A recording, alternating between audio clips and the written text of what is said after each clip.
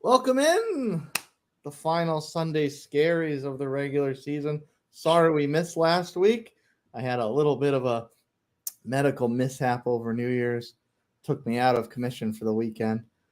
But we're glad to have you back, sir. Glad to have you back. That's right. And for the record, not related to any type of shenanigans. There you go. Maturity. Yes. Maturity on New Year's. Yeah. So we're back. And speaking of medical situations, it wouldn't be right to not give our piece to Damar Hamlin after that horrific, terrifying incident at the end of week 17 on Monday night, going into cardiac arrest on the field, having to be revived, rushed off to the hospital. Fortunately, he's been cleared from ICU or the facility as a whole. He's heading back to Buffalo. Yeah, news wasn't totally clear on that, but I believe he's been discharged. And all the best wishes for the most recovery. And people have been saying that the analysts on TV, like Strahan said this and someone else, they were saying, like, we hope he's get back on the field. We hope he gets back on the field. I, for one, as someone going through my own cardiac struggles, I just want him to get back and be healthy and alive. I actually do not want to see him on the field again because being a professional athlete is really strenuous on your heart. So no. I just want to see him get back and live a full life and not worry about football anymore. Because he's like, take a page out of Chris Bosch's book. True. That's a serious situation. No, I just think as an athlete, for them, it's ingrained in the DNA.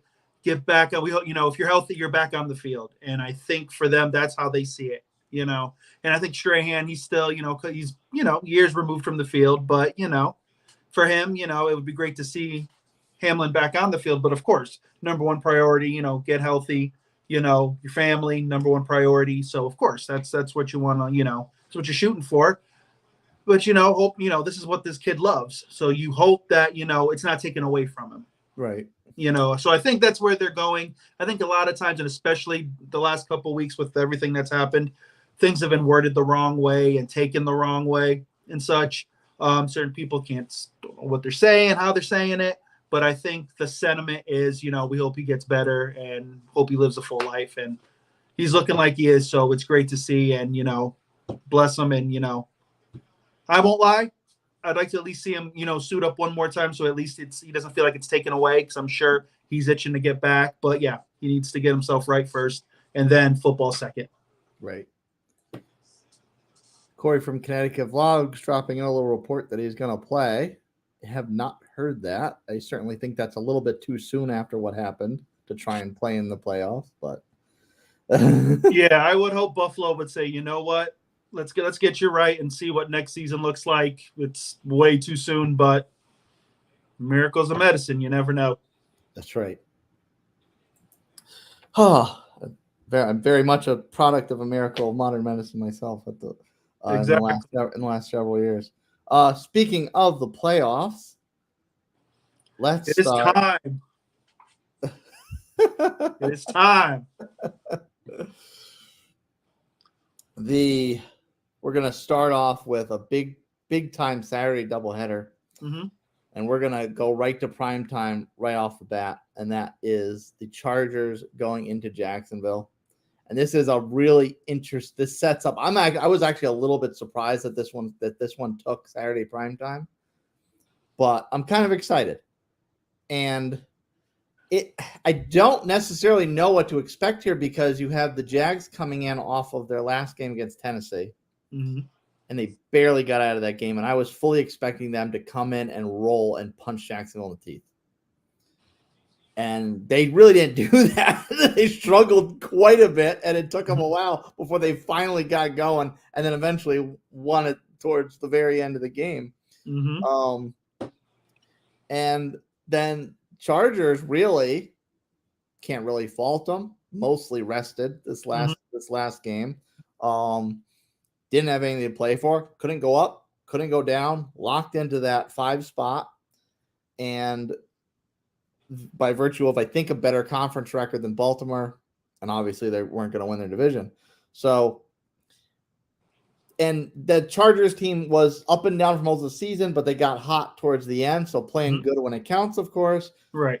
Take a week off. So I'm kind of like, I don't really know what to expect going into this playoff game. Actually, I'm excited. I'm glad it's prime time. You're going to actually see, these young guys.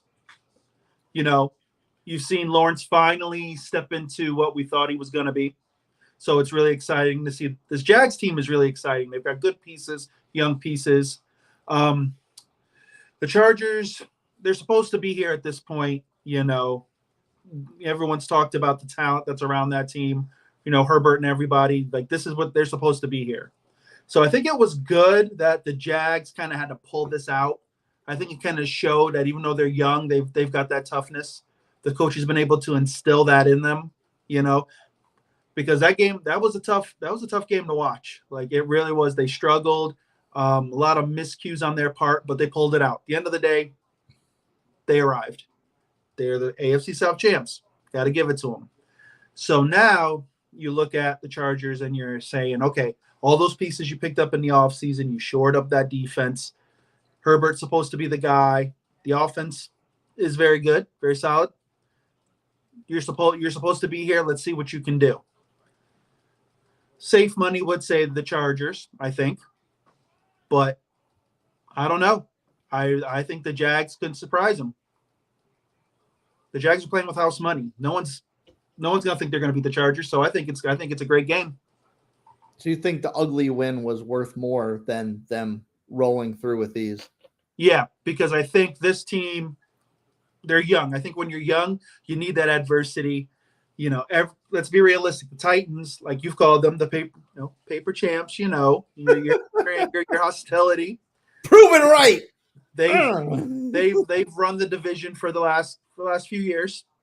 So it was kind of like the Jags were like, okay, we're here now. We're going to take down the Titans. We're the new guys. So I think it was good that, they took, the Titans' best shot, pulled it out. So, no, I like the fact that they struggled a little and won.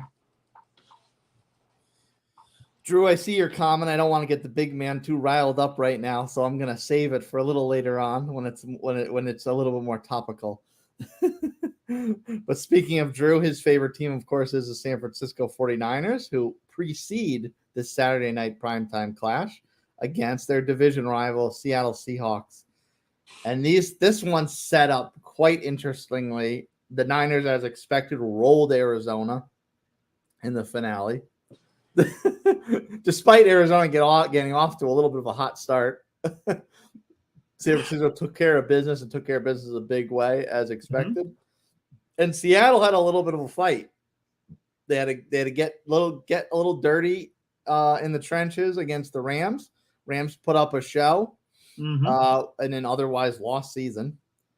And Seattle pulled it out in overtime despite some ugly field goal kicking.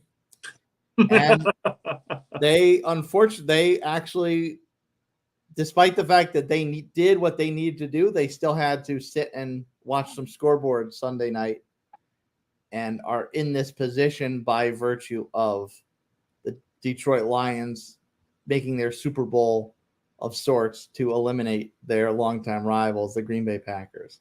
Dan Campbell. I'm telling you, man, that guy, those players love that man. You can tell. He's a hell of a coach. So I hope this is not a blowout. I would really like to see the Seattle that we saw in the first half of the season go up against San Francisco, because San Francisco, as we've said pretty much every week the last several weeks, has been firing on all cylinders. They really haven't slowed down. They can't keep a quarterback for more than 3 weeks, it seems, but it doesn't seem to matter. No, they're like, next, just roll it off the line. Next. Kyle Shanahan, quarterback factory. I'm telling you, seriously. So what's your feel? Do you think that the Seattle of old is going to come out and play and give Seattle, maybe not give San Francisco, rather, a legitimate dogfight towards the end, but at least make them sweat a little bit. I don't even know if they're going to make them sweat. Even Seattle at its best, I don't think matches up well enough with the Niners. The Niners are they're good. Let's be honest. There's weapons on every level. These guys can just play. I don't think so. I think maybe the first quarter it's going to be emotion, and they might be able to, keep up a little bit. But by halftime, no, this game I think is unfortunately going to be one of those ones where you're like, all right, let me just watch this because it's football. Seattle, I don't think defensively has enough to keep up with the weapons. I think they're young, and I think a couple pieces added to that team will help. Offensively, I don't think they have enough. I really don't. Like the run game, Walker's great. It's banger. I get that, but San Fran's defense is too fast. Those guys are veterans. It's not like they're young guys. They're veterans. Those guys can play. They're gonna mess with Geno bad. If Geno doesn't throw, and if Geno throws less than 2 picks, I'll be impressed.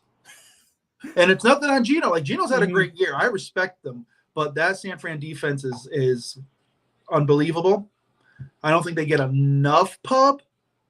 Like everyone says, oh yeah, they're a great defense, but I don't think we talk about them as like I did with the Cowboys earlier in the season, because I was in love with the Cowboys defense. They were fast, they were quick, and now they're starting to falter a little. But that offense of the Niners, yeah, you can literally stick anybody, it seems like, at quarterback. And I'm not trying to discount Purdy at all. Not at all. But those guys haven't missed a beat. Adding, CMC on there. No, this game's going to be quick and painless. I think Vegas agrees, giving the Niners a whopping 10 points to cover at open. Yeah. And I hope I'm wrong. I'm hoping it comes down to a kick or something like that. That's what I'm hoping for it. But realistically, I don't think the Hawks have enough weapons to keep up. Yeah, I don't. Other than whatever emotional boost Buffalo is going to have behind them, I really think it's San Francisco Super Bowl to win this year. I think the Niners are built to win it all. I really do. I think if they get any scares, maybe conference championship. That might be it. I'm saying Buffalo, if I believe Buffalo's coming out of the AFC. I think they have enough. I think it'll be a tight game, but yeah, I think that it's the Niners' year. Well, speaking of Buffalo, hopefully we get a lot of excitement from these Saturday games. But Buffalo kicks off the Sunday triple header bright and early, 1:00 start, hosting their division rival Miami Dolphins. Miami, what was it, a 5-game losing streak? Like finally get off the schneid. Like you trip and just fall into the playoffs, man. Like really. Like, oh my, that was the ugliest game. It was horrible. Like, hey, thank you, football gods, for allowing us to close the season against the New York Jets. They're like legit. Like, I'm sitting here, and I honestly thought that the Jets were going to win this game. I had a little bit of confidence actually too. I felt the Jets had enough where they were going to pull it out. I thought Miami was just falling apart, and they just couldn't do it. You had your third stringer in there, for gosh sakes. Like really? What's his name? Skylar Thompson or something? Yeah, that's Skylar Thompson. You're hoping and praying that Teddy's healthy for this playoff game. I don't want to assume the Tua is going to be in there, but you're hoping and praying that Teddy's going to be back. Yeah, because Tua's still in, he's still in protocol, so he's probably not coming back. If I was him, I wouldn't play. Now, they can get mad at me, but they've handled him horribly. This whole concussion thing has been horrible. Teddy, if his finger's okay, what's he going to become? Chad Pennington? Yeah. The best 15 yards and less, it's like it's not going to work. And you've seen what this offense is with the third string with Thompson. It's horrible. So what are you going to do? Try to run the ball? Are you going to try to eat clock and keep that offense off the field? I don't know. It's going to be bad. I see it the same as the Hawks and Niners. It's going to be ugly. Yeah. And coincidentally enough, also a 10-point spread. Like, really? Like, maybe at that, well, I guess you know what? It's smart to put that game first because I'm not watching that at 8:00 at night. I'm not watching that. That's horrible. I see that. I'm going to bed. I'm doing laundry or something. Like, I really want to watch Josh Allen run up and down the field on Miami. Like, no, that's horrible. Horrible. But yeah, that game's gonna Like, I feel bad. Miami started out on fire at the beginning of the season. They had it all going, but the concussions took their toll. Like they didn't handle Tua the right way, and they just fell apart. Very much the polar opposite of San Francisco. Miami can't keep a quarterback healthy just the same as San Francisco can't, but San Francisco handled it a hell of a lot better with apparently a lot better pieces. San Fran opens up the cupboard and says, okay, Super Bowl caliber quarterback, which one you want to use this week? Just plucking random dudes, and that's it. It doesn't stop. Miami needs to get the peanut guy because I don't know after what's going to happen. Tyreek going to play? Beer vendor 417 over there in section 330 going to come down and throw a couple? He might drop a dime somewhere. Because honestly, Miami's in trouble. Very, very good comparison, by the way. Teddy Bridgewater, the Chad Pennington with a deeper tone of melanin. And I feel bad. Honestly, I feel bad for Teddy Bridgewater. I'm going to be honest. Like from his days with Minnesota, I thought he was going to be a legit starter in the league, and he's just had to hit a run of bad luck. Yeah, let's be honest. He's just one of those guys who's I think has the talent, but just hasn't lucked out. Caught Carolina at the wrong tweener time. Poor guy. Man, if your name's attached to Carolina, you're just jinxed. Yeah. Let's be realistic here. The only one who may survive is Baker. Maybe. And of course the Bills coming into a hugely emotional game. I mean, if it wasn't enough that they're playing their arch rival, the Patriots, they've got to play this game off of the DeMar Hamlin situation. Mm-hmm. And they got off to a super hot start. Hines takes the opening kickoff back, but they started to struggle a little bit. They were up. Pats tied it. They go up again. Pats tie it. And then they hung around with a tie game for a little while. And then they broke it out again. Hines takes another touchdown back. They rally late. So is this, whether between the emotion of Hamlin or them starting to click actually on the field in this game, was this the type of game that the Bills needed to really take them into the playoffs full swing? I don't know, because they've kind of been like this, honestly, let's say the second half of the year. They've kind of had those games where they've started out fast and then they've kind of dropped off and have had to kind of like claw their way back. And then they were able to kind of put their foot on the throat and finish the game. The talent's there. They just have to play a complete game. And I don't think they've really played a complete one the second half of the season. So I think this game was good for them. Kind of like the same with the Jags, New England, kind of took it to them for a little bit, give all the credit, they stuck with them for a bit, but then they were able to pull away. But it was special teams. Take away those two, returns, we may be talking a totally different scenario. Yeah. And those returns are very, very non-New England, because their special teams have always been tight. And, when's the last time you can say they've returned a kick on New England? It's been a long time. Like, New England doesn't usually let that happen. For it to happen twice, it just goes to show the breakdowns in New England that we've talked about. Yeah. So I don't think you can hang your hat on, hopefully, if we're slow, we're going to get a couple returns for touchdowns and it's going to kick our offense off, Like, you almost kind of lucked out. So now you need to look at it and say, okay, where do we got to tighten up? Where do we go? Because in the playoffs, that's not going to work. You'll be one and done. Maybe not against the Dolphins, but in the next round. Yeah, not against the Dolphins. Like, whatever. You do whatever you want. Whatever. The Dolphins. We say that. Watch them put up like a 30 spot. Like, watch. Yeah. We're saying this, but in all likelihood, it's not going to happen. But no, exactly. Like, against the Dolphins, you can get away with it. But yeah, after you shellac the Dolphins, that's not going to fly. Teddy comes in and says, Chad Pennington, these nuts. Taping up his hand. He's all ready to go. Like all of a sudden he's ambidextrous and can just throw with his left, no problem. He's great. Oh, we got a couple rematches next up to close out the Sunday tripleheader. One of them dials the clock back, way back. A rematch of the 2000 NFC title game, Giants and Vikings. Ooh. Who would have thought we would be saying the Giants? Really? I didn't. I thought for sure the Giants would have fallen apart at some point. Much respect to the season they had. They kept it up and they kept going, but they just looked like they were being held together with hay and sticks the entire season. I was just waiting for that one game for reality to set in, and it never came.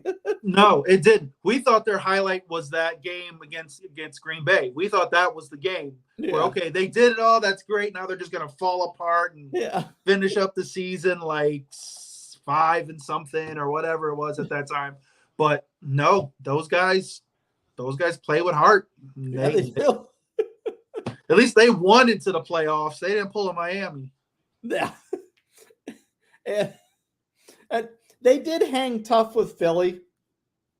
Philly wound up closing out at the end and clinching the number 1 seed that they've held all season and wound up not botching it. But this one was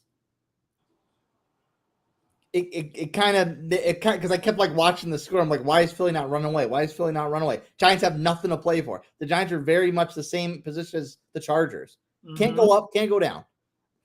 You're not going to catch. It's all second and third stringers. Yeah. But the thing is you read back on the game. Hurts isn't. He's hurt. Let's be real. Jalen's hurt. He is, and it's fact. He's not 100%. And they played him because I don't think they trust themselves without him.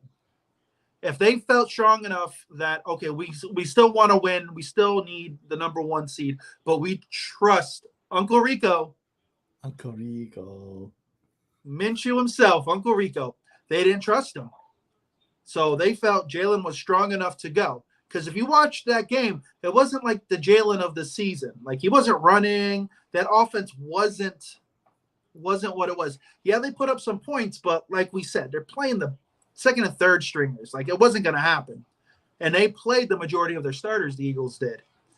If they were kind of lucky that, Jalen didn't take a hit from some third string guy who's trying to make the team for next year and just there goes their Super Bowl, let's be realistic. I mean, to me, the only reason to play him is the fact that if you didn't, he's probably going a month without playing because he missed the previous 2 games.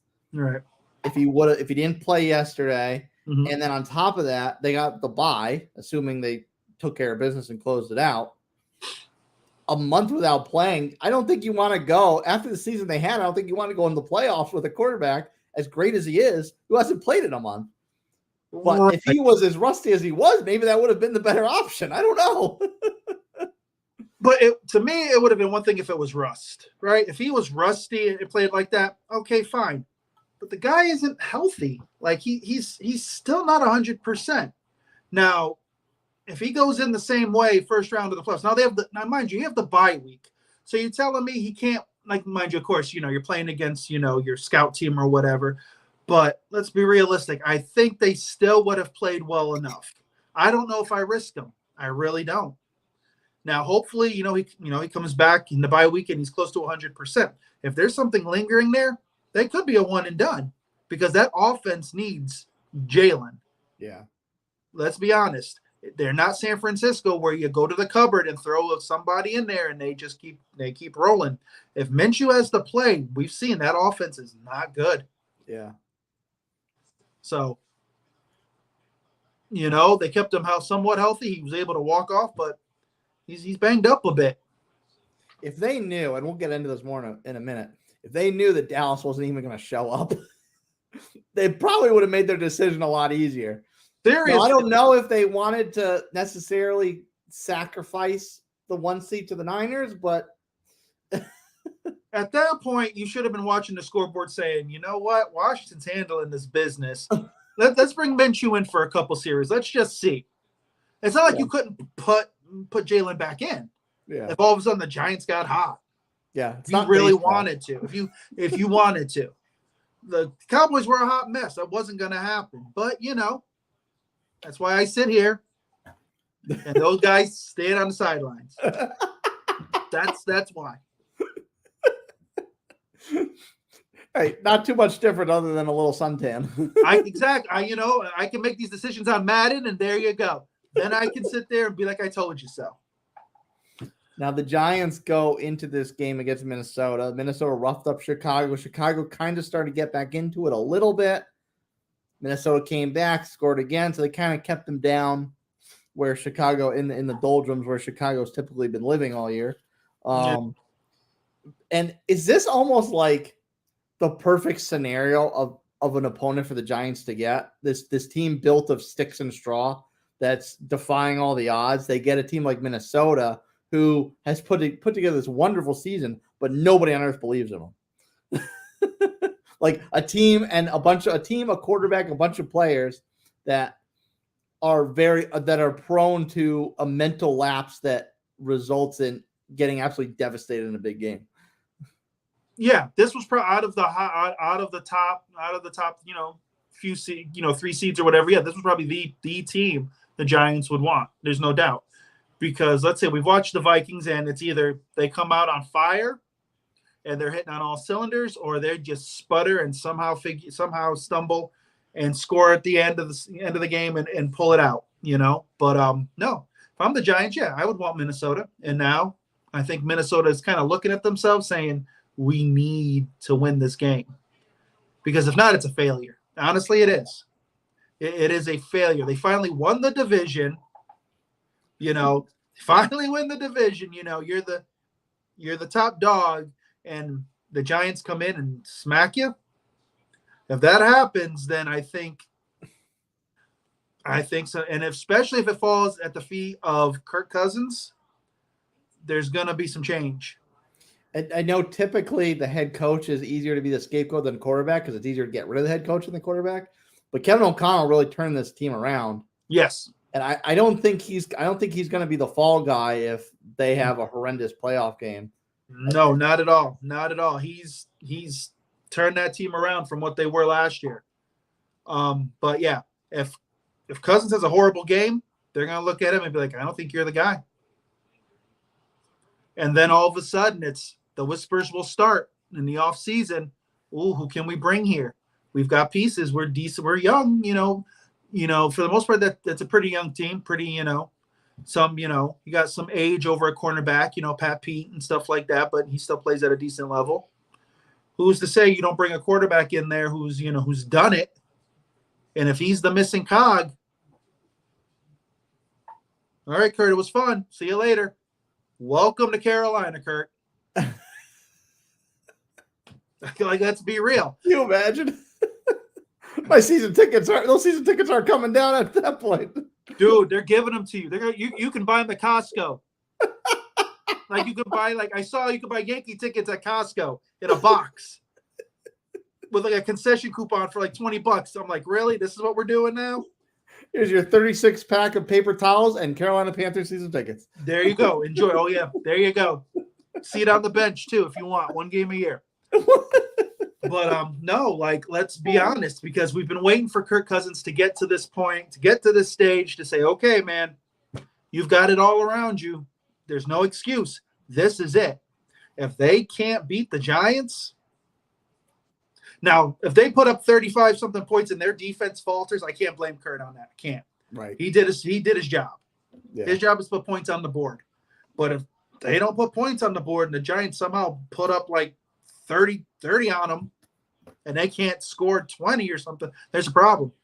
Mm-hmm. So this is a dangerous game for Minnesota. They should win, but Giants are playing with house money. No one believes in them.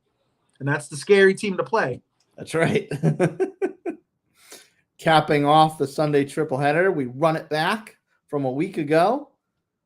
AFC North rivals absolutely hate each other, and I've been saying it for a while. The Ravens, to me, have been paper tigers. They're like they're as weak a 10-win team as I could imagine, and they go into this rematch against Cincinnati, who's coming in as hot as hell itself. and Burrow's a man on a mission. I think he wants to prove that Super Bowl was his last year, and I'm really not. They got out to a fast start against the Ravens in the finale. I don't see that particularly changing much. Now the kid Huntley has played remarkably well, remarkably better than I think anyone would have expected.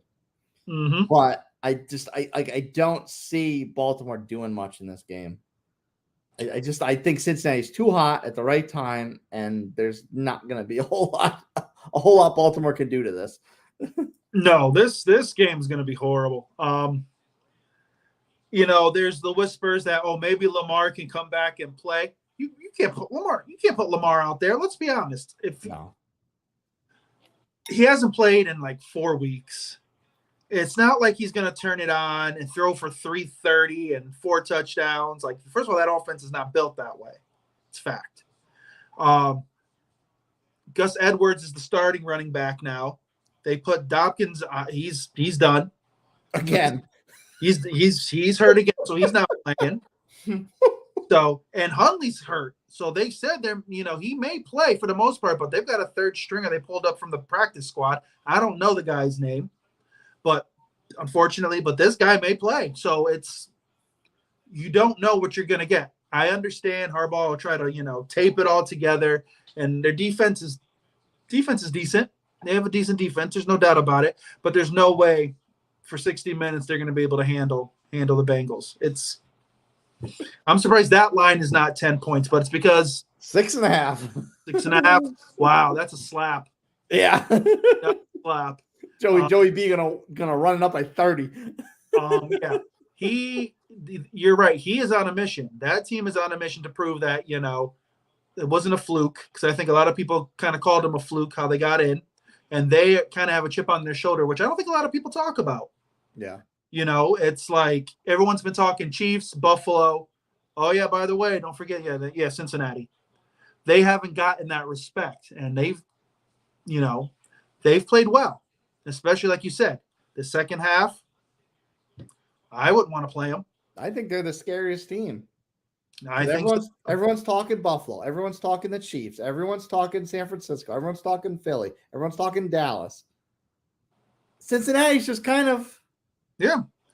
They have that, okay, you don't believe in us? All right, then we're just going to come in there, smack you in the mouth, and we'll move on. So, yeah, this game's going to be ugly. Heard it here first, folks. Cincy Giants Super Bowl.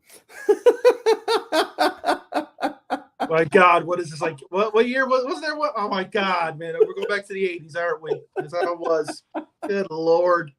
Oh, and of course, to cap off this wonderful weekend of wildcard football, I'm going to throw up Drew's comments from earlier. Wow, we're gonna go. Wow, okay. Wow, you have faith. You have faith in the Cowboys, huh? Okay. And this is such. Of course, ESPN was going to take this. Of course, the league was going to put this on Monday night. And I think this probably would have been one of the primetime games.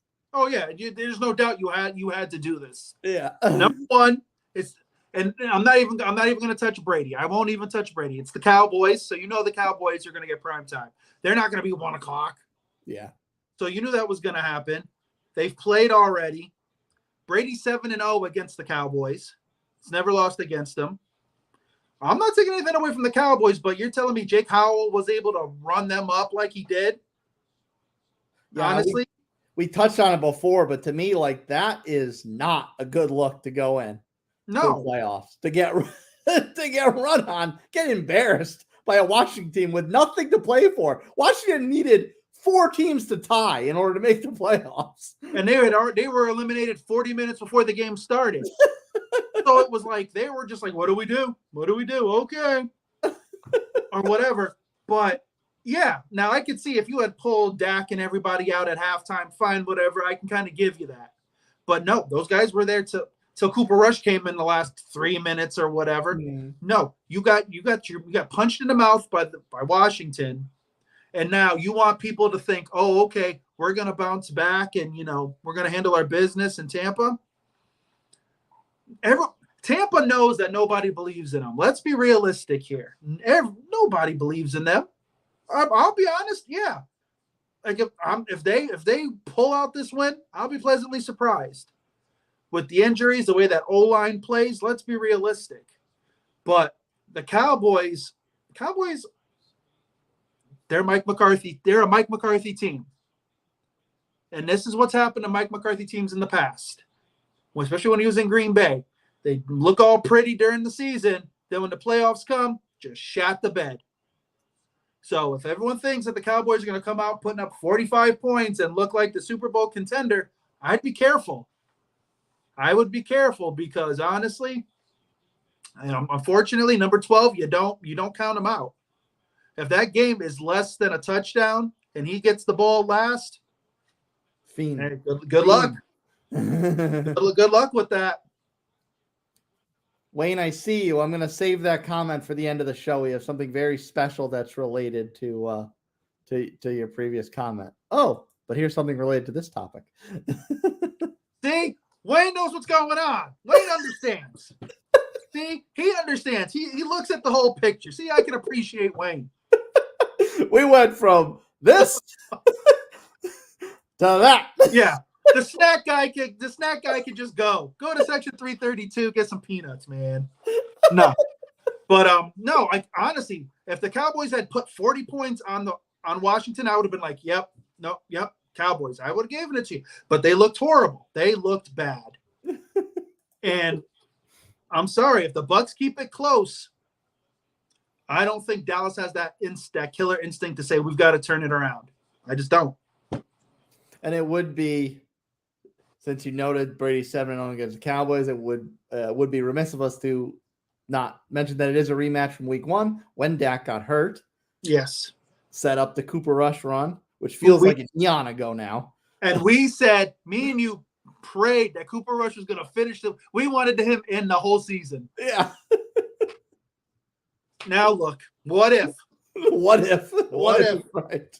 What if? The conference final could have been Mr. Irrelevant and Cooper Rush. I'd watch it. That's some great TV. Let's be real. That's some good TV. Dallas doesn't know what they're doing. That's why people, myself included, some of the time say that the NFL is the WWE because that's pure entertainment. Cooper Rush and Mr. Irrelevant. Go think about that. Whatever, man. Whatever. And they both lost the last week of the season, but Tampa's loss doesn't look nearly as bad because they were handling business against a very much lesser Atlanta team. They were handling business till they pulled everybody. And of course, as we've stated numerous times already, just in the last 3 minutes, the Dallas just didn't even show up. The Bucks were winning 17-10. They pulled everybody. Blaine Gabbert threw a touchdown. You tell me when's last time Blaine Gabbert threw a touchdown. I don't even remember. So, you're telling me you've got, CeeDee Lamb running around in the third and fourth quarter. You can't do anything with that. They made Jake Howell look good. Now, mind you, the kid has an arm. I'm kind of curious as to what Washington will do next year with him. But come on, if Dallas really wanted that 1 seed, they would have showed up, and they didn't. Not at all. Nope. Okay, so I'll throw this one back up. So put. Sorry, Wayne, I wasn't trying to do that. They played with her. I'm going to tell you, that young running back that Atlanta has, I like that kid. Algier, that kid can hit. He kind of reminds me of, what was his name? That back from Atlanta was Jamal Anderson. Dirty Bird. If they can build that offense around him, they're gonna be good. They will be good. Ritter looks sharp. What's up, Blue Ice? How you doing? All right, so put your money where your mouth is, my friend. Yes. You stated earlier in the show. Yes. All season, you've been high on Dallas's defense. Is that enough? Is that enough to get them past any kind of mystical magic that Tom may have in the system still? Not now. Not now. No, I'm gonna tell you why. Because I watched the Dallas game. Dallas's defense took some hits yesterday. They got some guys nicked up. I don't know. Any defense is great as long as your offense isn't keeping you out there for 40 minutes. And if Dallas's offense can't do anything, that defense is going to wilt. Like let's be honest. That defense is predicated on speed because their front seven are fast. I think that Tampa's offense can negate it because Tom gets the ball out faster than anybody in the league. You go ahead and look it up. He gets the ball out with like 2.03 seconds. The man's ridiculous. 45 years old. It's robotics in the arm. I swear. It's got to be. I don't think a 45-year-old man's supposed to throw a ball like that. Regardless, I think that Dallas just not. If Dallas had put up, like I said, Dallas puts up 40 points, I believe in them. Okay, they can take Tampa. Right now, I think it's a crapshoot. Do you think because other than Tom's heroics, other than Tom's late game heroics, the bright spot of Tampa this year kind of has been the defense. Mm-hmm. And do you think that the defense is rolling at the right time right now to be able to give Dak fits? Their defense, Tampa's defense too, is a little nicked up. Vita Vea's, he's got a foot problem. Jamel Dean's a little nicked up. Carlton Davis didn't even play this week, and he's been their number one guy. If those guys can play, I think they definitely can give Dallas some fits because I believe that they can neutralize the run. And I think with Dallas, that's what you have to do. That you neutralize Pollard and Zeke, and you force Dak to be the guy. I don't think Dak is the guy. I just don't think he is. I think you've seen throughout the year, as long as that run, and it's with pretty much any quarterback, as long as your run game is going, then yeah, you can make your throws. But there are elite quarterbacks who can overcome that, and I don't think Dak is that guy. Dak got was the beneficiary very early on of having Zeke being the beast that he was early in his career. Right, exactly. Now they've got Pollard and they've kind of got this two-headed monster, which is great. Like I said, when it works, it's great. But if any team can stop, if you've watched them, any team that's been able to kind of neutralize that run, force Dak to throw that ball, to be that guy. Michael Gallup hasn't been exactly great. Noah Brown's been It's CeeDee Lamb. So you throw like Carlton Davis, clamp them on him, and then let's see what happens. Their tight ends are solid, but we've got linebackers who can handle those guys, and White and Levante David. So they match up well. Wayne, quite frankly, the way Dallas played, I think you could have been playing quarterback for Washington yesterday. Jay Cowell, that kid looked good. I was like, wow, that kid I was impressed with him. When he had time, man, he was just bombing them, and I'm like, what? Washington's got some. Well, we know that what's his name is gone. Wentz is gone. Oh, fortunately, they're not going to give Heineke the chance. So I don't know. They're either going to go outside, free agent, but Howell could get a chance at the job. Maybe. He looked good. He can move in the pocket. He's got a great arm. Yeah. So we'll get back to more playoffs in a bit, but let's talk the best of the rest or best of the worst, whichever one may be. This will make you feel better. See, Wayne, I'm telling you, Wayne knows. Wayne knows what's going on. Wayne knows. Wayne has got that IQ. I can see it in the writing. And it's not even Evans. The key to that whole offense is freaking number 14. Everybody knows Chris Godwin. If Godwin can limit the drops, because he had drops yesterday, For some reason, he's been dropping the ball. If he stops those drops, if Russell Gage can stay healthy, he catches a touchdown, blows out his back. I don't know. Damaged goods. I can't figure it out. But yeah, if him and Evans can connect, it's a wrap. I'll take it. Wayne, what a guy. What a guy. What a guy. Wayne, that's my guy. So the best of the rest, or in this case, the worst of the rest, Houston has been the worst team in the league all year long. And for some reason, week 18, they decide to try. Now, I'm grateful because we moved up a spot in the draft. But Houston, who's been at the absolute bottom of the cellar the entire season, botched the number 1 draft pick in the finale. So it took 18 weeks for it all to come together. Yeah. Okay. Lovie Smith is not a guy who's going to sit there and fold. Like, let's be real. Now, if they told him, tank, like, we don't know what happened. We don't know if they called him in the office and said, Lovie, just tank it. We want the first pick. Let's do it. And he said, you know what? You guys are going to fire me anyways, so we're going to win this thing. Then all the respect to Lovie. But you know what? Off.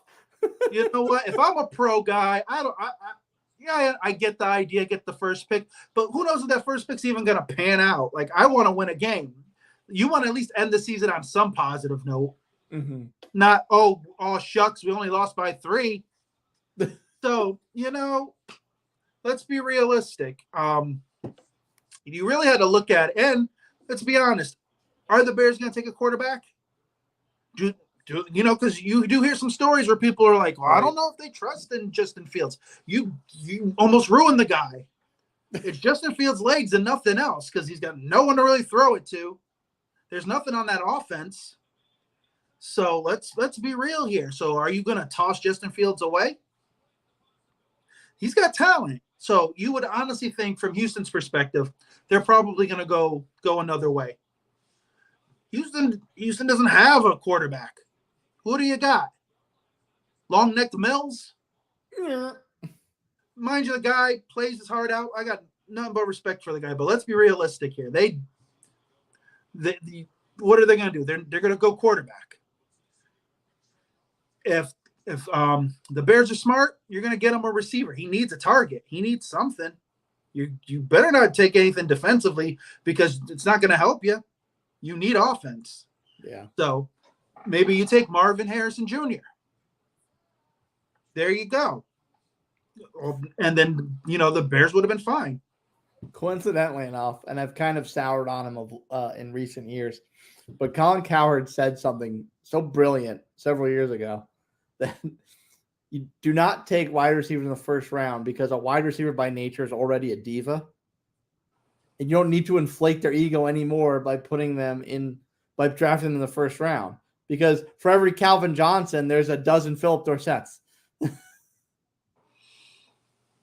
True, but I would risk it because of the pedigree. I'm sure his father kind of told him, hey, I know how it is to play in the league. We're not going to do it this way. So I don't think he would diva. Oh gosh. Sorry. Yes, Chase. Yes, we know. Yeah. I don't think he would diva. I would. He's a rare one where I would use the first pick on him. So, and the guy's got talent.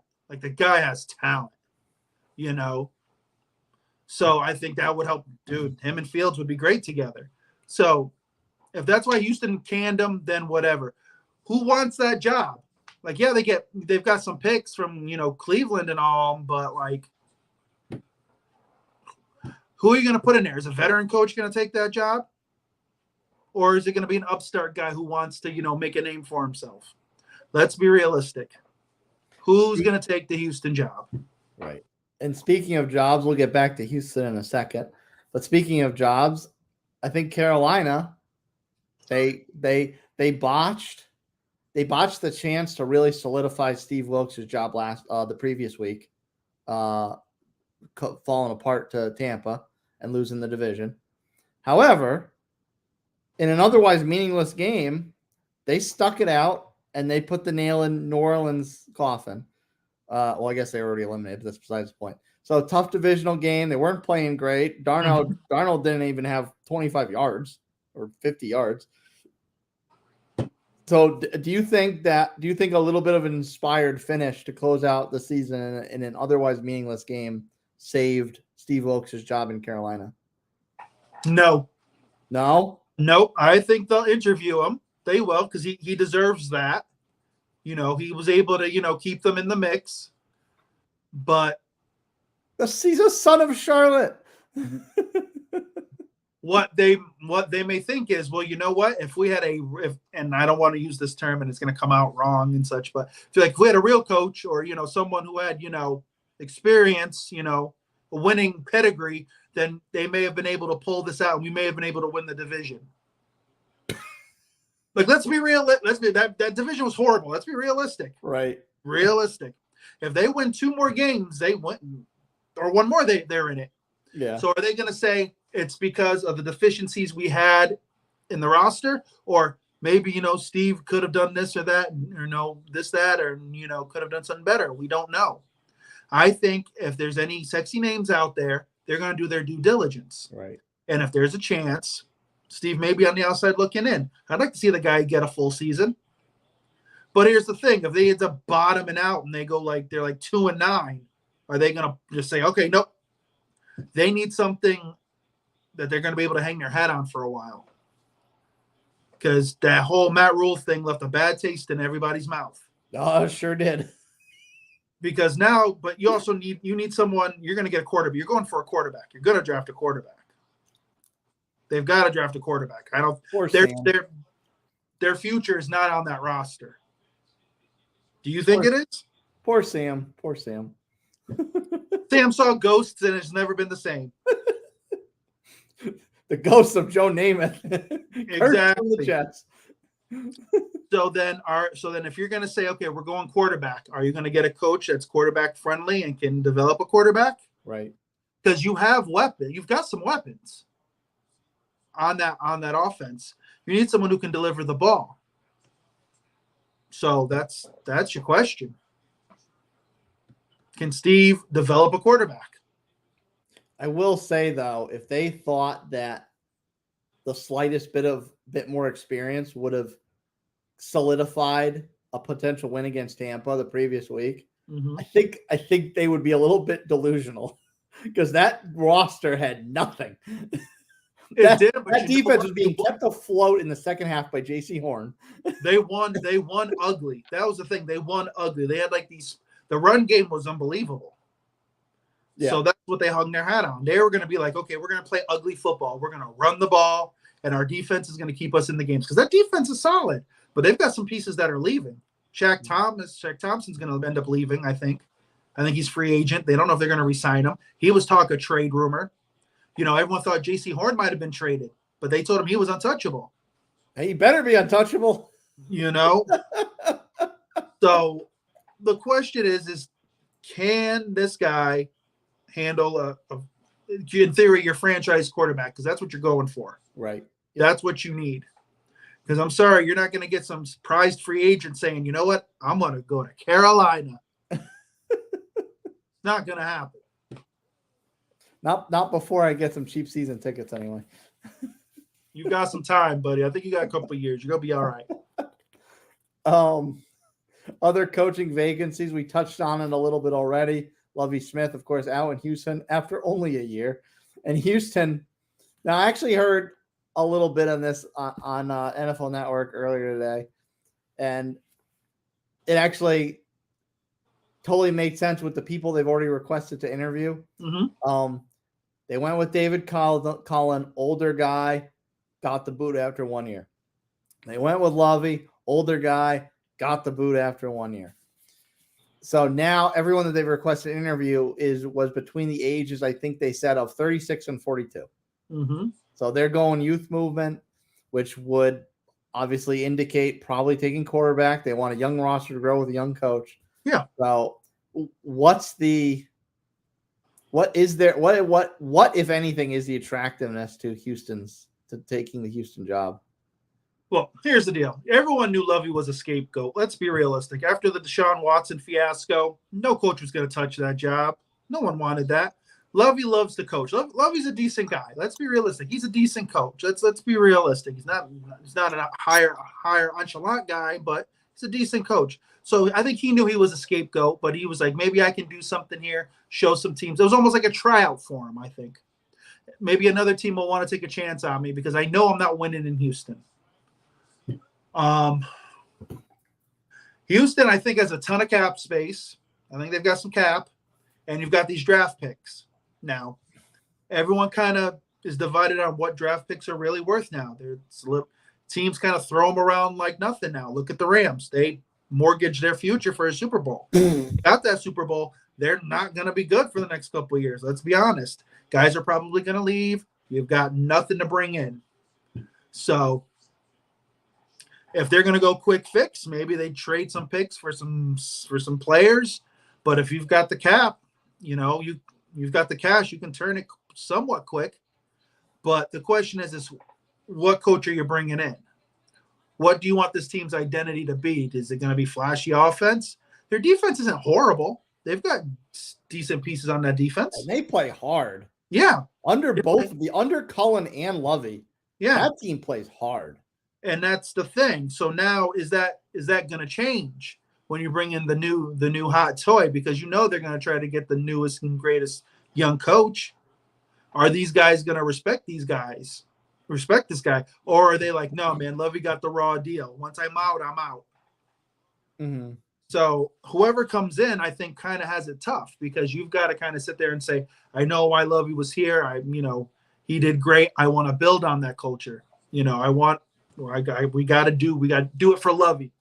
Maybe. I don't know if you're going to use that as your call, but you don't want to lose your voice before you even get there because these guys are so, working hard for Lovey. So I don't know. I don't know who's going to want that job. Either someone wants to coach, they're desperate, because there's some young guys who will say, "Oh, I'll take whatever job just to get in the league," and then 2 years later they're done because they're fried because they took the wrong job. Right, I don't think Kellen Moore wants that. I think Kellen Moore is perfectly happy to just ride out his cushy OC job until the perfect job comes out. Yeah. Exactly. Which who knows? Could be the Rams. Right. Yeah. Another current open seat. The only technical victim of Black Monday, because Lovey was fired yesterday. They didn't even wait. They didn't even wait for the clock to strike 12. No, I saw that. I'm like, you couldn't even wait till Monday? I'm like, why do we call it Black Monday? We do it on Monday. We don't do it Sunday night. Like we're trying to be nice to him. Then you just should have told him after this game he's done. Yeah. Then I would have been like, here, coach your team, I'm out. Yeah. Like, really? Why make me work if I know you're gonna fire me? I'm not coming to work. Oh, but that Black Monday victim was Cliff Kingsbury, which we've been probably predicting for the entire season that he was going to be gone. And oddly enough, due to health reasons, Steve Keim also out after about a quarter of a century with the team. So the end result of this now is a full clean house in Arizona. And this is an interesting job because you would think Nuck's still there, Kyler's still there. There's a lot of talent somebody could work with. But if you bring a new coach in and the new coach doesn't vibe with these players, or those players don't vibe with the coach, it's not going to work. And you got to dump these players somehow. And now you've got a real rebuild on your hands. So how attractive is the Arizona job? Here's the problem. If this was the 80s, early 90s, I would agree with that statement. But everybody knows that your franchise quarterback runs the show. What he says goes, and if he wants your coach out, your coach is out. Now, I think Kyler has lost that. I don't think he has that pull. He has that pull anymore. I think he has to earn it all over again. I think a lot of people think that he's overrated, and especially with this whole contract fiasco that went down this year. I think Kyler has talent. There's no doubt. I think he has talent, but he needs a coach that's going to tell him, okay, this is how we're going to do it. And if you don't like it, oh, well, this is my ship. But you need the organization to back you. It kind of felt like the organization tried to give Kyler an ultimatum at the beginning and then kind of backed off and said, okay, well, go ahead, Kyler, do what you want. Okay, Kyler, we're sorry. And then Kyler got hurt, and then, it all just went to hell. So whoever you bring in there, and if they're going after somebody, whoever, they need to say, okay, well, if you want me to hear, that's fine, but it's my way. So if Kyler can't get on the same page, we're gonna have a problem. I don't want to waste your time. I don't want to waste my time. So what are we doing here? Kyler's got to be the guy and say, you know what? It's a partnership. We got to do this right. It can't be my way and that's it, because I think I'm great. Because right now you haven't really done it. You haven't done anything. If not, go back and play for Oakland. Go play some baseball. Like, let's be realistic. Like, if you can't get it right, then go play some baseball. And like you said, there's talent on that team. DeAndre Hopkins may say, you know what? I don't want to deal with this crap. Trade me. Well, then who do you have? Hollywood Brown. Yeah, we saw how he's worked out. Yeah. He's as fast as can be. Can't catch a lick. You're running back, Connor's on his literal last leg. Like, he had a decent year this year, but how many more years are you going to get of him? Yeah. J.J. Watt retired, so your defense, you've got some pieces, Isaiah Simmons and some other guys on that defense, but no one's scared of the Arizona Cardinals. No. So I think it's a situation, whoever you bring in, they need to be the guy, and you let him be the guy. As far as the guys who got an early boot out the door, we already touched on Steve Wilkes, and I kind of feel like Jeff Saturday's in a very similar boat, where he's got support from the organization to hang around from the owner. But as you said, like, you think still at the end of the day, Wilkes is going to be out. I think Saturday probably could be in a similar situation. I do think though, because he is beloved by the fan base and beloved by the owner, he probably has a little bit of a better shot. But I think the two of them are really pretty even, really pretty much in the same boat. Like, I could see as much chance of that both of them returning as both of them being replaced. The issue with Indy is, what is this team going to be? Like, what is Saturday's vision for this team? I don't know. Like, I really don't know. Like, is he going to retool his staff so that he's got an offensive coordinator who can handle the quarterback? And maybe Saturday's like, you know what? I'll be here for a couple years, and then I'm going to turn it over, let this, coordinator take it over, and I move on. I just want to bring stability, to the organization. Maybe that's what Saturday wants to do. And then he moves into, a front office job, which it could be, we don't know. But you need to figure out what the quarterback situation is. Because right now, because we haven't figured it out in about 4 years. Right, because unfortunately, it's like spinning a wheel, and whoever's name pops up is the person who's playing this week. Yeah. Matt Ryan is gone. Let's be honest. Matt Ryan's gone. He's not coming back, no. Foles might be dead. Sam is maybe your backup still, but he may be gone. Yeah. And then that leaves nobody. There you go. Nobody. Sitting there going, I don't know what to do, because Nick Foles is gone. You told him to throw the ball 50 times down the field that one game, and that didn't work out well. So it's long term. What is it? Is Jeff there just to create the culture? But is his culture the same as the guy who's going to take over? Or are you going to let Jeff be the guy? It's really weird, because it's hard for me to necessarily say what the best route is, because I could see the best route being either direction. I could see the best route being tear it down. Mm-hmm.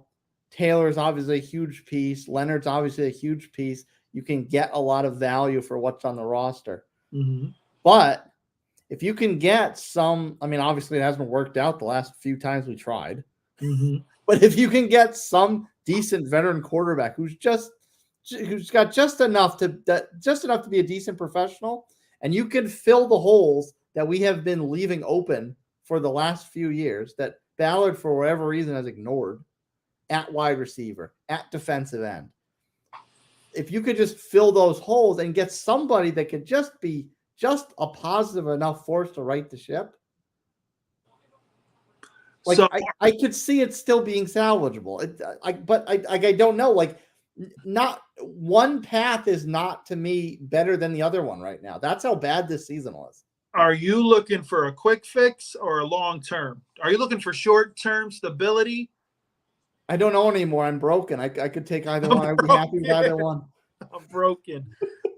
If you're gonna, I would tear it down. Like, okay, you've got your one building block on offense and your one building block on defense, right?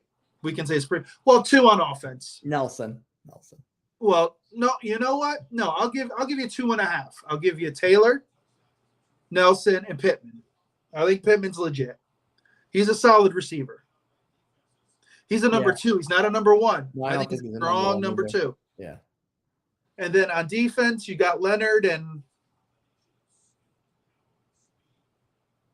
you've got some decent pieces. They're all decent, but nobody other than Leonard is great, but they're all decent. They're better together. Buckner's great, but Buckner's a little older. No, exactly. But together they play well. Individually, yeah, you're not getting draft picks for these guys, you know. So the defense, you know, you could roll with.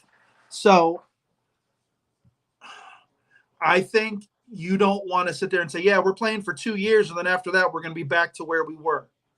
I think you need to say, okay, we need to think long term. We want to see 7-8 years worth of hopefully consistency and to be relative again.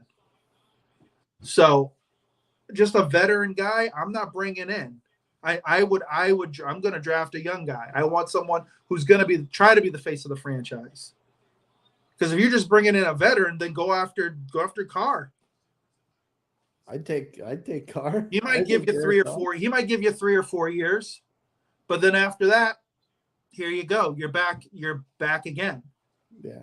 And is he going to get you a Super Bowl? Is he going to he might give you a winning season, maybe a playoff or 2. All right. So now what? I think Derek Carr could be a Super Bowl type of quarterback. He's just mismanaged a lot. I think if he's in a system where he doesn't have to be the guy, then it works. Yeah. But if he comes to you guys, he has to be the guy. Yeah. Honestly, bring in Derek Carr and get him a big time receiver in the draft. I'm about that. You know, then maybe like I said, 3 or 4 years of decent. But then you've got to say, okay, well, our draft picks are going to be Are we going to be able to get that guy? Or are we going to have to bring in another veteran? Like, what's the long-term vision is the question. And until that question's kind of answered, you're in this limbo.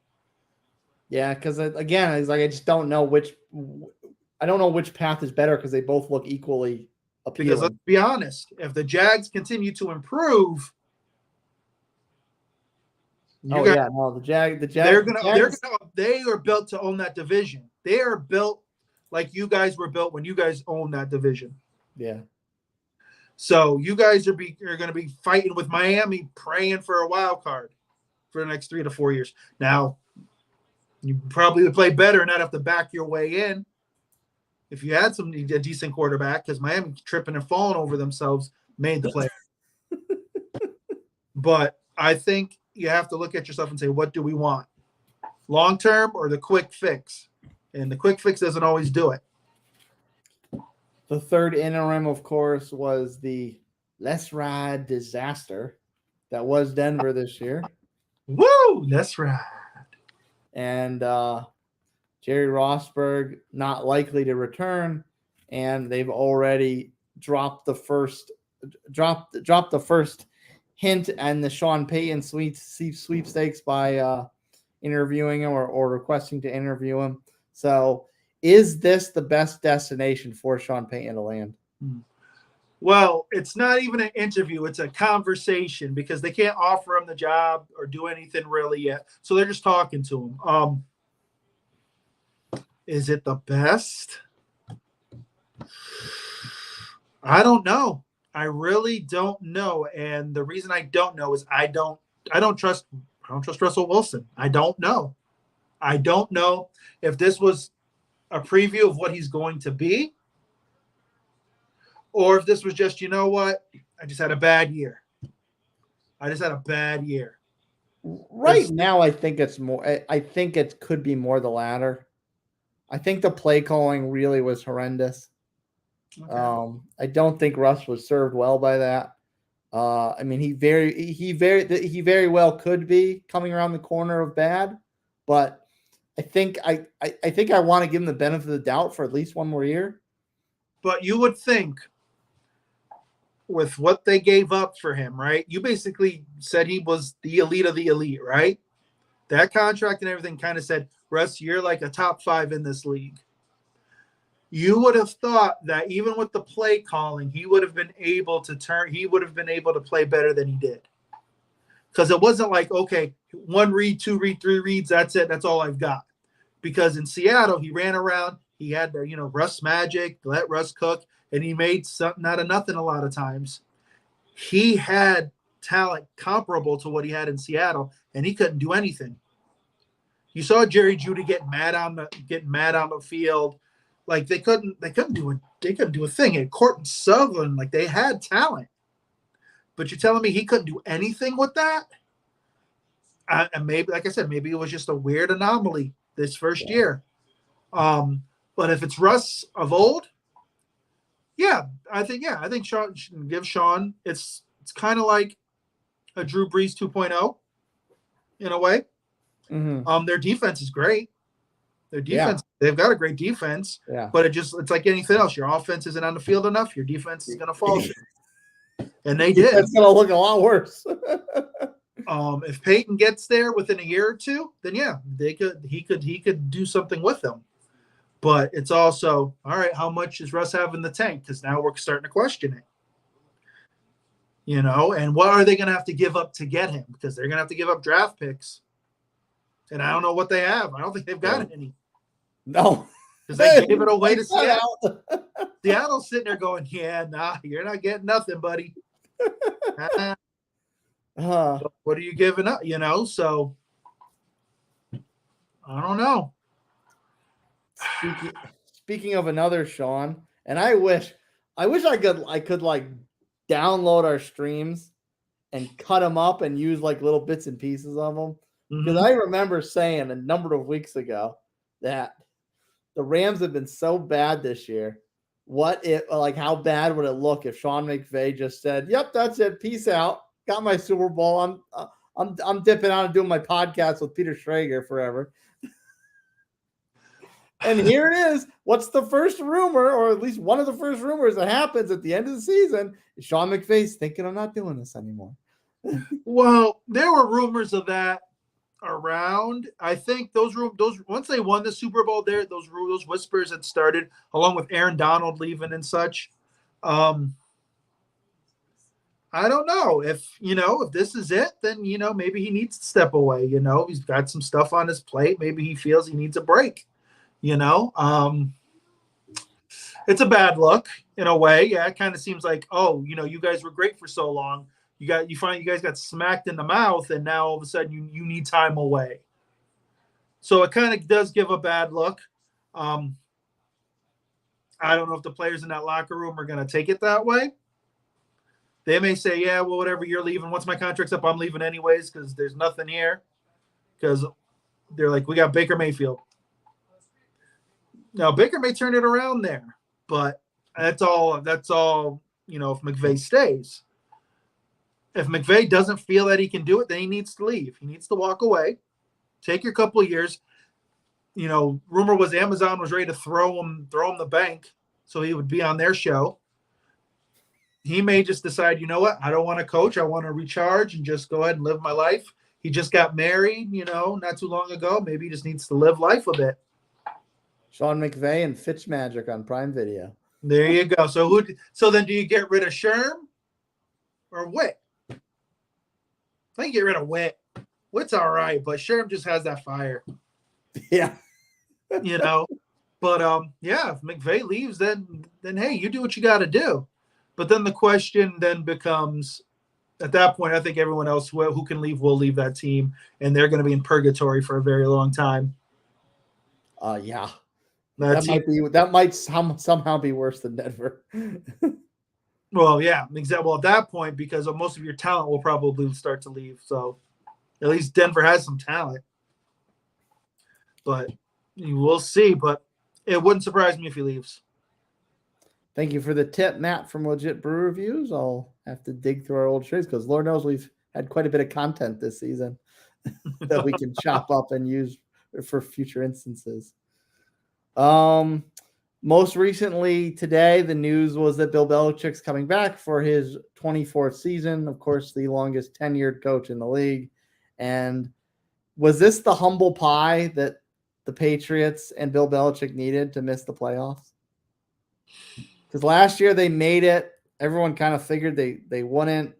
And they kind of got a little lucky they got in despite the fact they got kind of, kicked around a bit. But was this what the Patriots needed, or even what Patriots fans needed, a little bit of dose of reality to say, hey, Brady's gone. It's not going to be consistent. And, you're not going to not skip a beat and just keep on winning. It ain't all peaches and gravy. Well, don't forget the big question was once Brady left New England, or basically was kicked out. Let's be realistic here. Who was the man behind the dynasty? Was it Bill or was it Tom? Everybody was asking that question. Most people, you ask them that question now, they'll say Tom. Tom won a Super Bowl. He left, was able to win a Super Bowl. Now, mind you, Mac Jones, I think people now are starting to question, is he the guy? Is he the guy? But you know what? I can't blame it all on him because you don't know who's even calling the plays in New England. You got Matt Patricia handling stuff. Really? Let's be realistic here. You need an offensive coordinator. And until you have that, it's not going to jive. It just seems like they draw the plays in the sand and they just go out and just try to figure it out on the fly.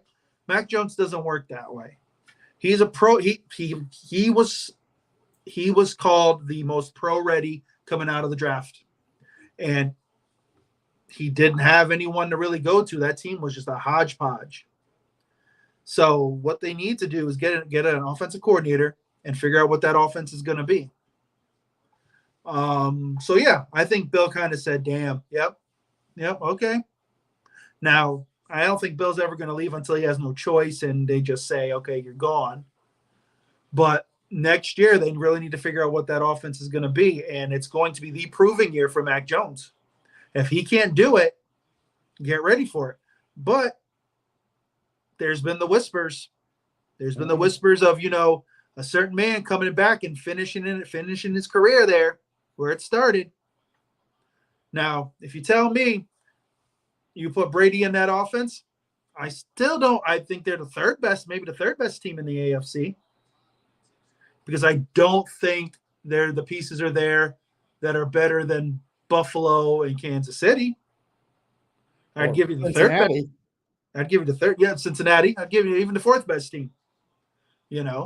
But if that defense plays well, if that defense kind of shores itself up a bit, and you get them on piece here and there, you never know.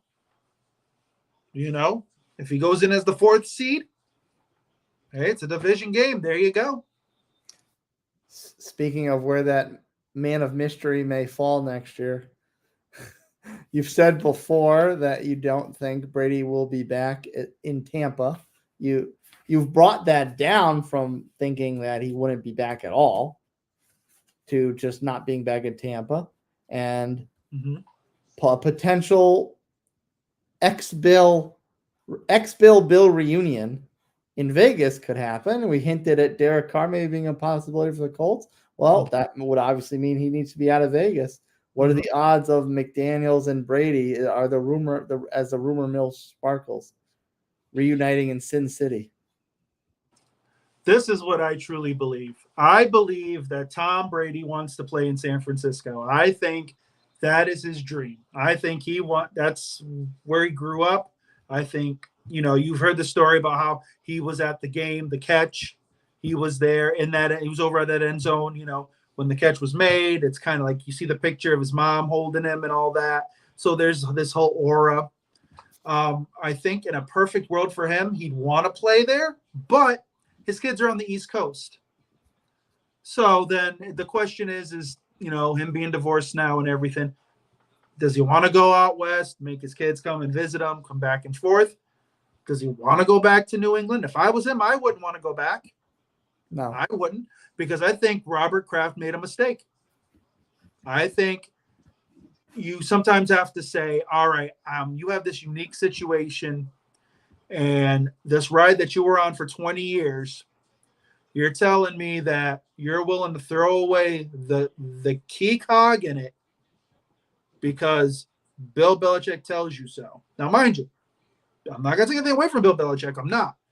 But you have to sit there and look at it. And if I'm Kraft, I'm like, no, Tom stays. If you want to leave, then fine. I'll take the chance. Now, mind you, you bring in a new coach. I still think they're successful because I think you've got your OC. Him and Tom will figure it out, and they'll go from there. To him to go to the Raiders, I think they'd probably have to shore up a couple things. You don't know if you don't know if the running back's coming back. Josh Jacobs, we don't know if he's coming back. They didn't take his 5th year. He wants to go back, but are they going to sign him? Devontae Adams, he's going to be there. He's stated that he wants to be there. So the question is, what's this offense going to be? It's comparable on the offensive to New England in a way. Hunter Renfrow is kind of like a Julian Edelman type. You got Darren Waller, not a great blocker like Gronk, but big physical, can move down the field. So there are pieces there. That defense is solid. So if Tom walks in and says, okay, you guys want me? This is what I want. There you go. Rumors have circulated that teams have reached out to Gronk about possibly coming back next year. Who's to say he's like, all right, one more go. Tom, where are you going? Okay, here I come. So who knows? My money, if San Fran doesn't win the Super Bowl, my money would be Brady and San Fran. Raiders a close second. New England third. Tampa fourth. Oh. Unless he truly says, you know what? But it's also saying if Tampa goes on a magical run, comes close, does he say, you know what? I'll give it one more shot, because don't forget, he's got that $300 million contract sitting at Fox for him. We don't know. His life has changed now because he's divorced now. So it's a whole new thing than what he was thinking years past. Yeah. But yeah, that's where I would go. Tom doesn't have to balance anything. Tom just does what Tom needs to do right now. That's right. You do what you do, boy. You deserve it. Damn it. One last Tom segue. Here's your moment to shine. I'm going to go ahead and mute myself for this, just so I don't laugh and distract you. Oh no, you don't have to. There'll be no distracting. Are we talking about maybe the best game of the season last night? Yep. I'm going to throw up Wayne's comment from earlier. to get you right in the mood. And sir, man. Now, what do you think? What do you want to say about the team that could have been, that crawled all the way back to get back in playoff contention and fell just that short? Oh, you mean we've got to win 5 games. We've won 4, so we need one more. Mr. Aaron Rodgers himself, he can go kick rocks. Amen. The world is right. No. See, this was the whole thing. And now, mind you, I've always said this. Aaron Rodgers, talent beyond belief. No doubt. But for the way the people have put him on a pedestal, no, they deserve it. The Lions were the better team last night. The Lions played with heart, and those guys just played better. Aaron Rodgers has this idea that he is the greatest thing. Yeah, okay, you've won a Super Bowl. That was how long ago? The NFL is a what have you done for me lately league. That's just how the league is. And no one can tell me otherwise. What has he done? Once he gets into the playoffs, shats the bed. Can't do it. Mr. Great and almighty regular season guy. Back-to-back MVP, blah, blah, blah. Well, he's sitting at home like the rest of us, watching it while some old 45-year-old man is playing in the playoffs. The true number 12. So, Aaron Rodgers, enjoy yourself. Kick rocks. And you're gone next year. I know it.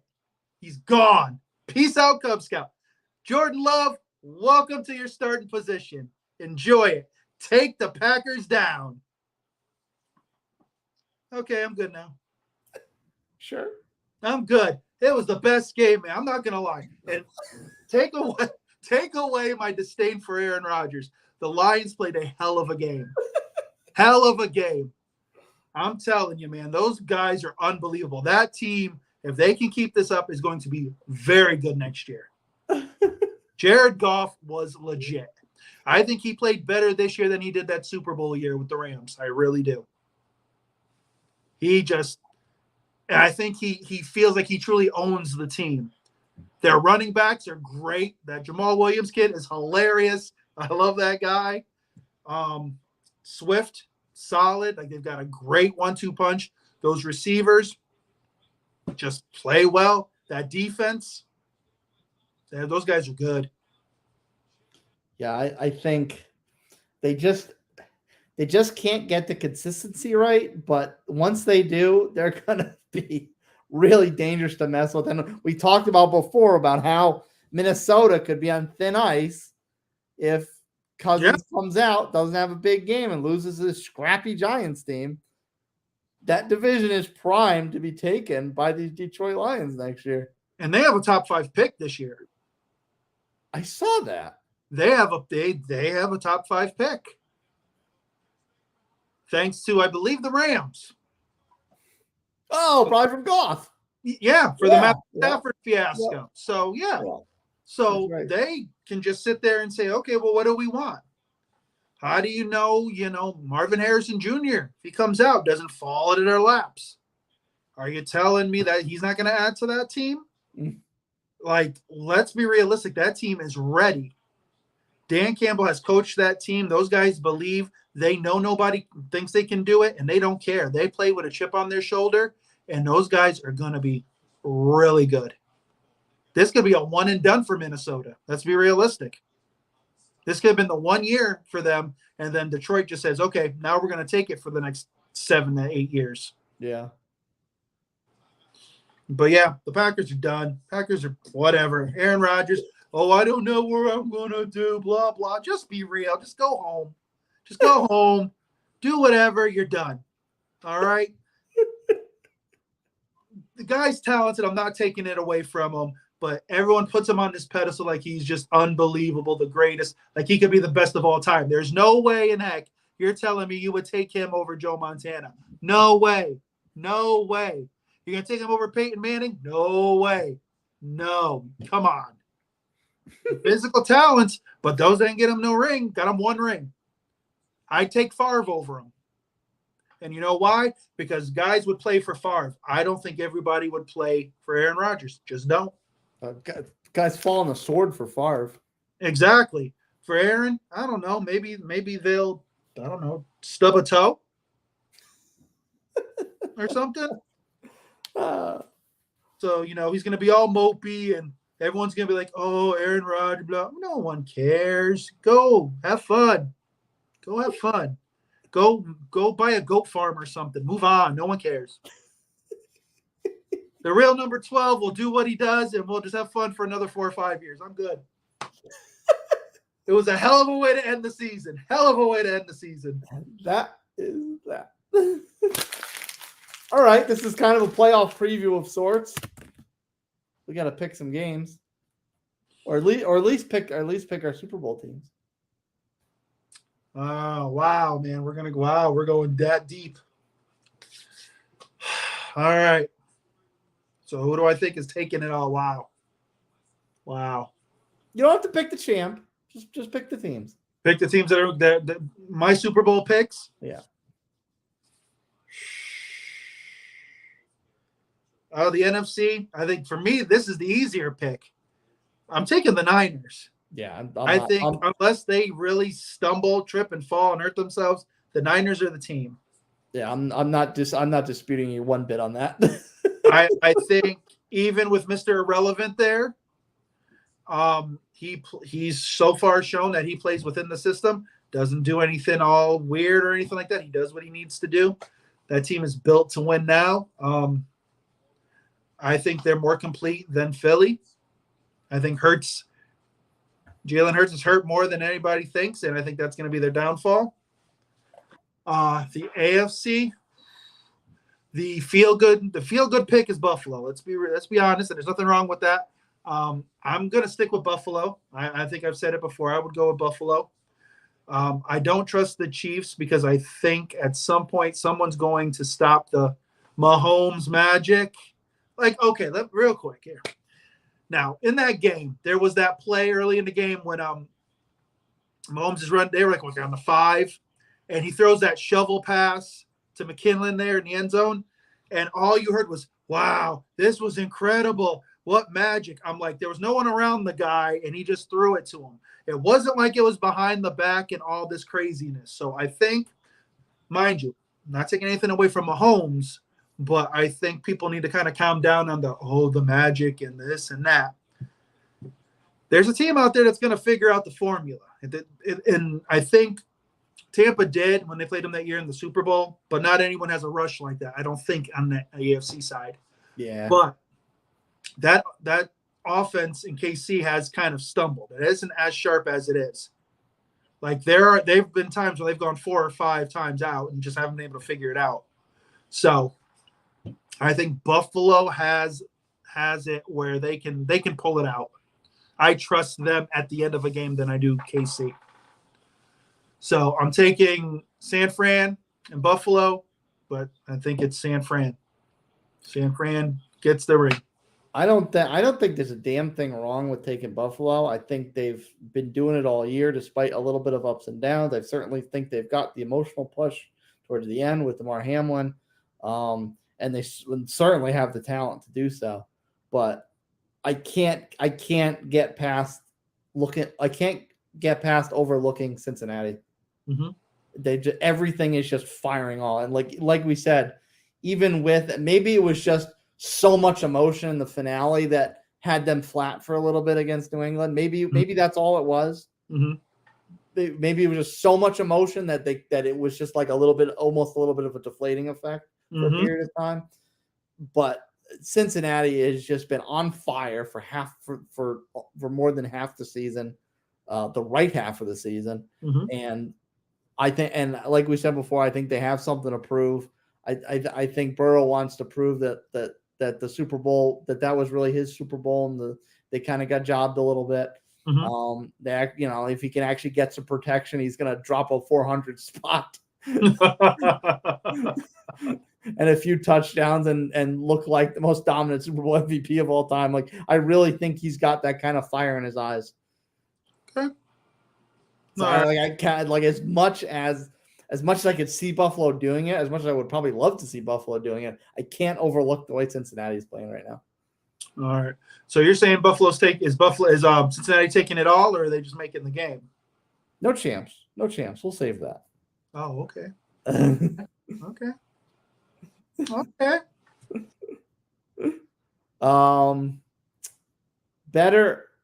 Better upset pick to make a run. And I'm actually going to be, or I'm saying, well, I shouldn't say upset pick, better road team to make a run. And I'm actually going to disclude Dallas. Okay. Because even though they are a road team, and even though they, despite this disaster that they closed the season out, had a pretty remarkable season overall. Mm-hmm. I'm going to take that because to me, Dallas has to prove. Dallas is really looking like the Yankees of football that they are. They really have to prove that they can put a postseason together in order for me to believe that they're capable of winning a championship again. Okay. So better road team to make a road team with a better chance to make a long run. Giants or Chargers? Wow. Oh, jeez. Giants or Chargers?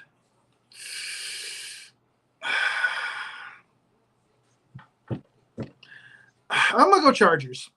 Okay. And I think just because I just they have to. Like the Giants are playing with house money. No one expects anything from the Giants. So if the Giants were to go on some mystical run, it would be like wow, okay. The Chargers are supposed to be here, so the pressure's on them. So I am gonna add to that pressure and say you guys have got it. You have the talent. If you can't do it, then you really need to start looking at this team and what's wrong with it.